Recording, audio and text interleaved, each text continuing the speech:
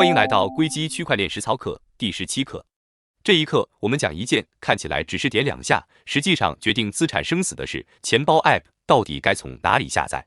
学完这一课，你能做到3件事：一、知道只有哪几个入口下载才算安全；二、看懂验签和校验和这2个词，并且会亲手做一次最简单的核对；三、认出假 App 惯用的那几个破绽。照例先说清楚，本课只讲流程与判断标准，不推荐任何钱包、平台或产品，也不构成任何投资建议。装哪一个，装不装，判断留给你自己。先说为什么这10分钟值得花。钱包 App 和你手机里其他任何一个软件都不一样，别的软件装错了，泄露的是数据；钱包装错了，丢的是私钥，也就是你全部资产的钥匙。而链上转账不可撤销，没有挂失，没有撤单，没有客服能替你追回，钱包里的东西可能在你察觉之前就被一次搬空。这不是危言耸听。美国联邦调查局下属的互联网犯罪投诉中心在面向公众的公开警示里描述过完整套路：骗子把受害人引到自己控制的应用或网站里去建钱包、去充值，界面上那些不断上涨的余额全是画出来的。还有一类伪装成边玩边赚的游戏应用，你在加入时被诱导激活了恶意程序，等你停止充值，钱包就被一次抽干。这类加密投资欺诈每年造成的损失是10亿美元量级，具体数字以官方年度报告的最新版本为准。更值得注意的是，假应用不一定来自陌生链接，主流应用商店都专门写了仿冒条款，禁止应用用相似的名称和图标冒充别家产品，规则写得越细，恰恰说明这种事真的发生过。所以在按下再见之前，先给自己立3条底线。那么怎么判断一个安装包到底是不是正主发的？3个词就能讲清楚。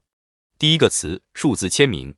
手机系统在这件事上其实帮了你很大的忙，苹果的平台安全文档写得很直接，所有可执行代码都必须用苹果签发的证书签名，而在拿到这张证书之前，开发者的真实身份要先经过核验。安卓这边同理，安卓开源项目的文档规定，一个应用要覆盖更新旧版本，并且继承旧版本的数据，必须用与旧版相同的密钥签名。这条规则就是你换版本时的护栏，一个冒牌包签名对不上，系统根本不会让它盖到原来那个应用头上。第二个词，校验盒。把整个安装包从头到尾过一遍哈希函数，会得到一串固定长度的字符，只要文件里改动一个字节，这串字符就会变得面目全非。第3个词是把前2者合起来用。官方在下载页公布一份校验和清单，再对这份清单本身做数字签名，你先验清单的签名，再算自己手里那个文件的哈希去比对。比特币核心客户端的官方下载页给出的正是这个流程。说人话就是，签名回答的是这东西是不是他发的，校验和回答的是这份东西有没有被人动过手脚，2句都对上，这个包才算干净。下面进入实操，5步走完，你就能自己判断一个安装包该不该装。第一步，先确定官网地址，再谈下载。绝大多数中招的人错就错在入口，从搜索结果顶部的广告位进去，从社群里别人转发的链接进去，扫一个来路不明的2维码进去。可靠的做法只有2种，从项目公开的文档或者代码仓库里给出的链接进入，或者从你自己早就存好的书签进入。进去之后，把域名一个字母一个字母看一遍，字母替换，多加一个词，换一个后缀，是仿冒站最常用的3种手法。第2步，手机端只走系统自带的官方应用商店，并且核对开发者名。商店里的搜索排名不代表正主，排在最前面的完全可能是买了推广位的仿品。点击详情页要看3处：发行者名称与官网署名是不是同一个，上架时间和评价数量与这个项目的知名度是不是相称，以及官网上给出的商店链接是不是就指向这一条。更稳的顺序是反过来，先打开官网，再从官网的链接跳进商店，而不是在商店里搜。第3步，桌面端下载完，先做一次校验和比对，再安装。正规项目通常会在下载页把安装包和一份校验和清单一起给出来。你不需要额外装什么工具，各个系统都自带命令，把算出来的那一串字符和官网清单里对应的那一行逐个字符核对。比特币核心客户端的官方文档提醒得很到位，要检查2串字符的每一个字符，不要只扫一眼头尾就放心。第4步，如果这笔资产足够重要，就再验一层签名。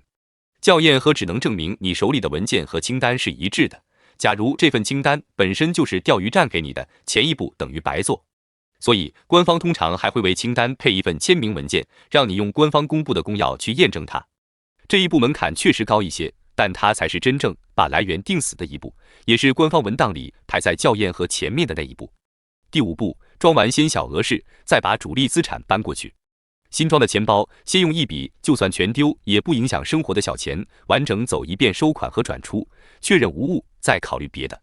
还有一条硬规矩，任何在安装或者初始化环节要求你输入已有助记词的导入操作，请只在你100%确认来源之后再做。第7课讲冷钱包时说过，助记词一旦离开你手里，那份资产就已经不属于你了。接下来是3个坑，每一个都有人栽过。第一个坑，觉得在官方商店下载的就一定安全。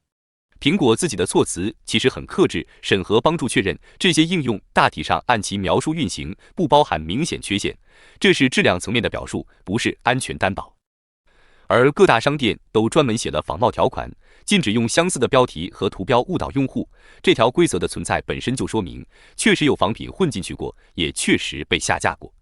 商店是一层过滤器，不是保险箱。进了商店，你该核的开发者名一样要核。第2个坑，图省事去装所谓的破解版、免费高级版、加速版。这类包一定被人重新打包过，也一定被重新签名过，签名已经不是原厂那一个。你省下的可能是一点订阅费，赔进去的却是钱包里的全部。第3个坑，跟着升级提醒装了第2个包。正规更新只会从你当初的安装渠道推送给你，商店里装的就在商店里更新，客户端装的就在客户端里更新。任何通过弹窗、短信、邮件或者私信让你点链接去装新版钱包、装迁移工具、装安全补丁的，不管话说的多急，都要当做一次攻击来处理。接下来是新手最常问的3个问题。第一问，我已经装了，现在怎么判断手上这个是不是假的？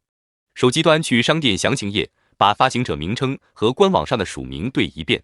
桌面端如果安装包还留着，重新算一次校验盒，跟官网清单比。只要有一项对不上，正确顺序是先把资产转到一个你确认干净的地址，然后再卸载，而不是反过来。第2问，安卓上直接装安装包，也就是侧载，是不是绝对不能碰？